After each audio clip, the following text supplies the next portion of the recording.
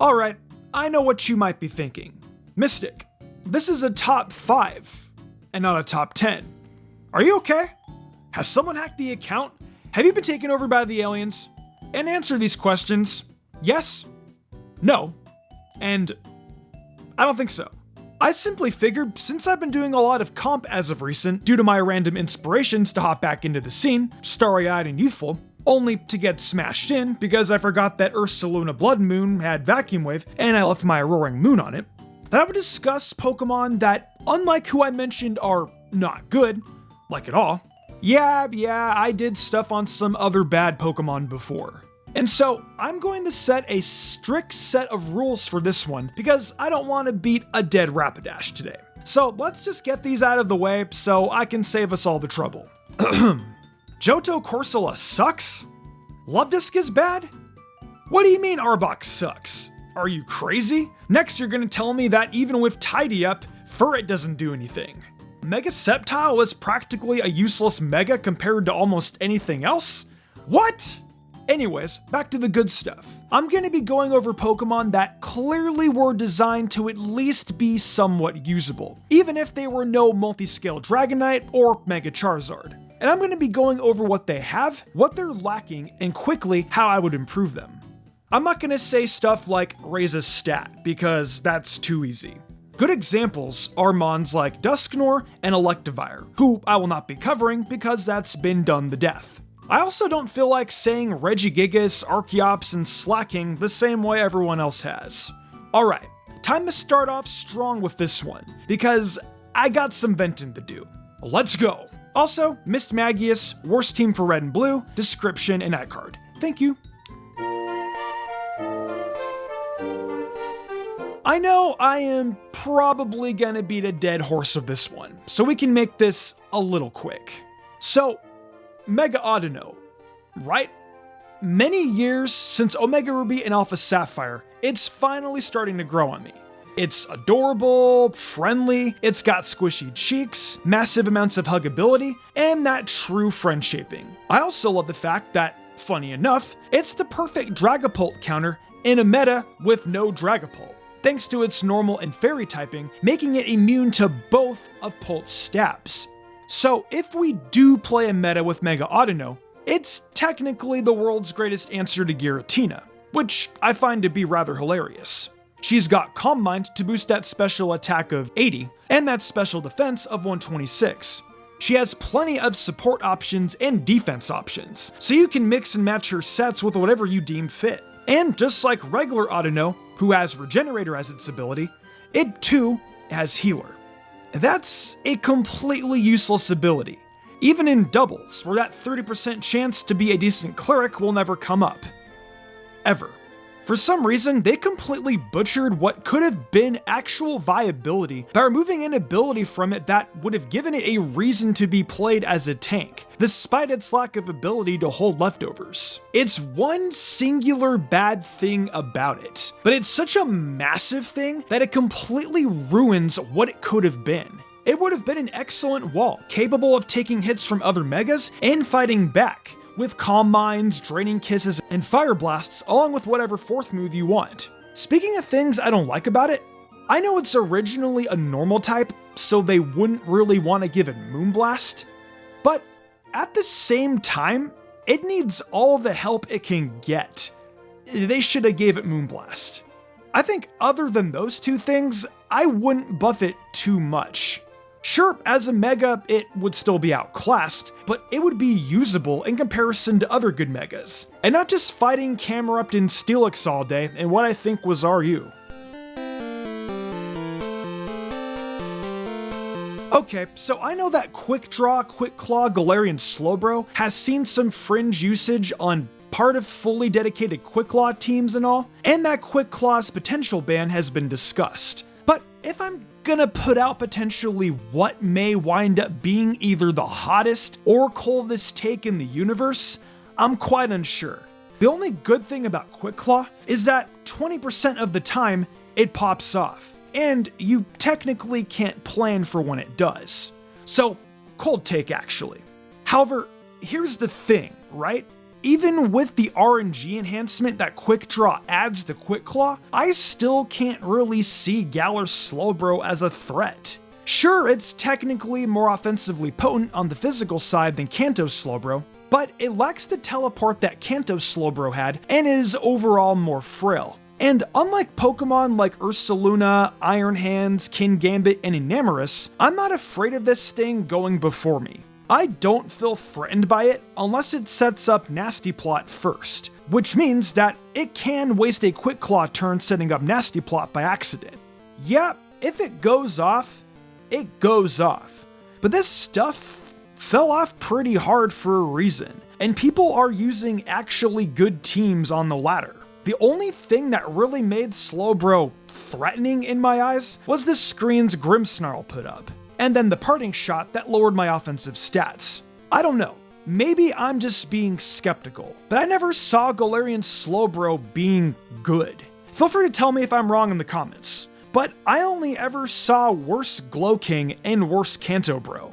Now, how would I improve it? Turn that Quick Draw from a 30% chance to go off to a 50% chance to go off, so it's more like tossing a coin. Now, that sounds toxic as hell and not fun to face off against, even if you are more prepared for it. How else? I mean, it's supposed to be more offensive Slowbro, right? At least with how these stats are distributed. Shell's Sidearm is just as strong as Sludge Bomb, but with 10% chance less to poison. That's an injustice. Make Shell Sidearm a base 100 power move with a 20% chance to poison, so it's worth using more over Sludge Bomb and Sludge Wave on special sets. I think that's all I'd do for it to make it better.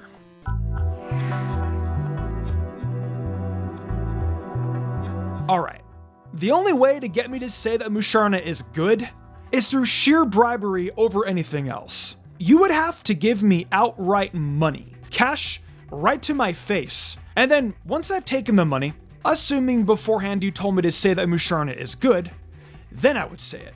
Look, I love my floating thing. Yeah. However, telling me it's good just isn't gonna cut it. Yeah, it's got good bulk, and it's got good coverage like Moonblast, Shadow Ball, and Energy Ball. However, the pure Psychic typing, while being this slow, does it no real favors. What good is all this bulk when Knockoff and U-Turn are some of the most common attacks in the game, and there's no real way to do substantial damage with that paltry, pitiful 107 special attack stat? Yeah, sure, Moonlight, Calm Mind, and like Thunder Wave are all solid moves and all, but the issues remain the same. I highly doubt it's getting toxic if it returns to any Pokemon game. The issue is that it just sits there and lets the opponent click good moves or set up on it, which would be pretty bad. Not to mention, there are Pokemon that just do what it does better around every corner. In fact, there is a Pokemon that does what it does better called Reuniclus right there, with Magic Guard and Regenerator. Musharna is also chipped by every hazard ever, which makes its low speed and serviceable bulk actually a lot worse, especially when those leftovers inevitably get slapped out of your hand like you were trying to display to me how to eat a Big Mac moments before disaster. So, how would I buff this funny floating dream mist producer so that way it could be good? I mean, if I'm gonna be honest, new abilities. For Warn, Synchronize, and Telepathy are all pretty bad, honestly. I would say, like Magic Guard and Regenerator, but all I would be doing is creating Reuniclus, but again. So I'll get more original. It's asleep, right? What if we gave it Comatose? Unaware even. Actually, yeah, those both work. Comatose plays into that whole sleep thing it has going on, and prevents it from being status as a wall, letting its Calm Mind plays with leftovers feel like an actual threat. Unaware would let it do something similar, but this time, you'd deny setup sweepers a chance to break through you, and then you'd set up Calm Mind and use Moonlight on them. Both very fitting abilities, and I feel like if Musharna were made in Generation 9, that's what it would have had. But instead, it got shoved in the same package as Reuniclus with worse everything about it. And then it got told to manage in a meta with some of the stupidest threats in existence at the time. I would give it a new typing, but I can't think of anything.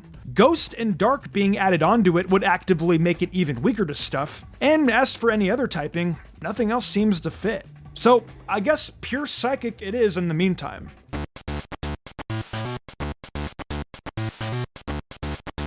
If I were to be born as a Pokemon, and I mean any Pokemon, I would have to strategically go through the list. Firstly, we cross out legendaries and mythicals, because I am not a Marisu. Secondly, we cross out starters for that exact reason. Thirdly, I cross out Amora. I would never want to be Amora, knowing full well that I would never receive the love and attention of any trainer, knowing that I would always be stuck as a fossil, pretty much stuck in the item bag while the Colosian trainer that found me is taking its new pet Tyrantrum on a walk in town and letting it visit all the cool fire hydrants. Being an Aurorus is somehow even worse, because let's say I do get revived. I get to look like this, while Tyrantrum has a strong chin and a real Giga Chad type of upgrade. And me? I never left that awkward puberty phase. It's a fate worse than death. And to make matters worse, thanks to that G-Max Steel Spike Hazard whatever that I can't be bothered to remember due to my disdain for Generation 8, if we combine that with Stealth Rocks and Spikes, I'd be the only Pokemon in recorded history who dies on entry. Well, me and probably some other really bad Pokemon who can't be left around the Metal Jacks for too long without slipping, falling, and finding myself back into a fossilized state. The Pokemon Center couldn't fix me up after I stepped on a pair of Legos that Fortress left me on the ground. And if I do have a trainer, they sure aren't using me in a fight.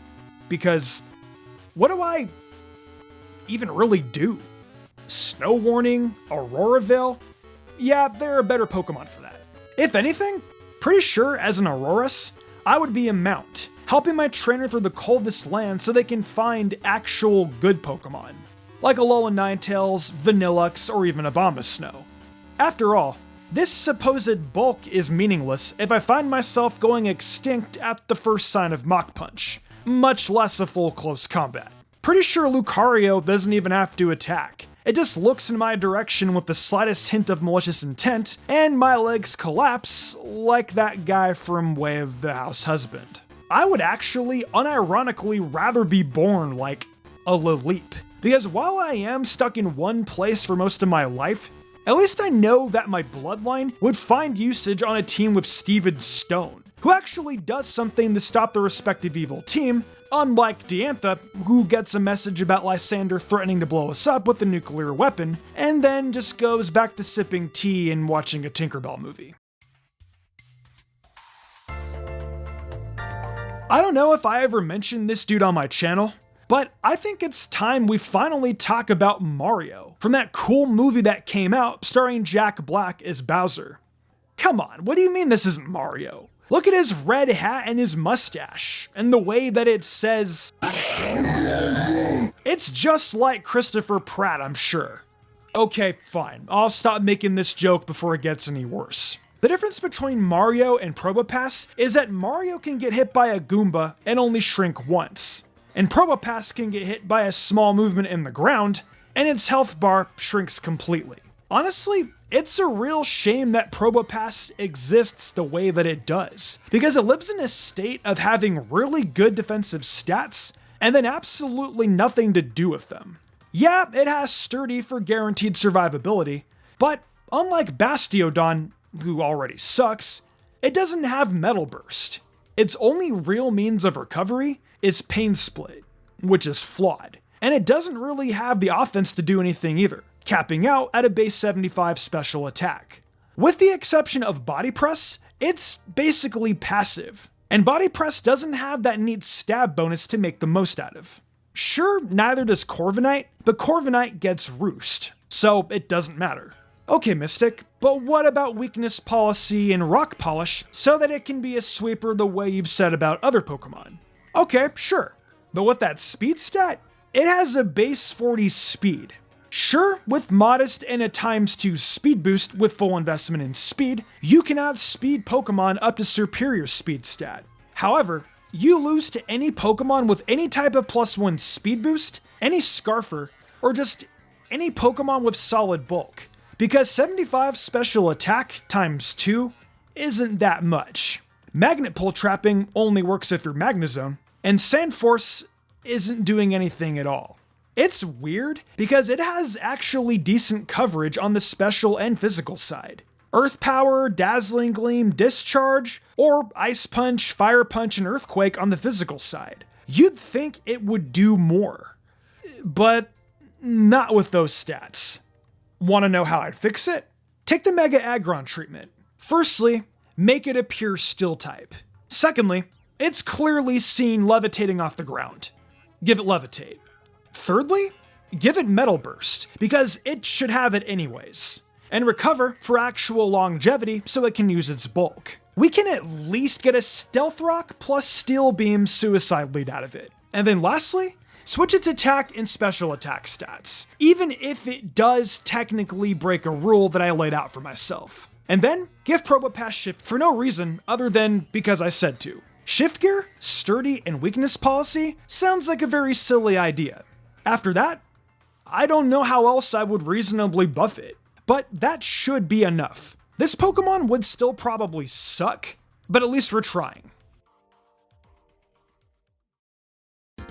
And that's what I got. 5 Pokemon that were clearly meant to be playable, were absolutely not playable for the most part, and then my Slowbro hot take because I wanted my opinion to be known on the internet. And my favorite part of the video is that I did not mention a pure electric type cat that I'm sure most people may have loved to hear me talk about. I just didn't have the guts to say it. I got too intimidated.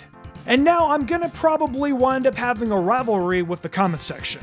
Let me know your thoughts in the comments below though. In the meantime, since I am talking about not good Pokemon, I'm gonna go play PU so I can act like I know the tier after playing like 10 games of low ladder. Peace out.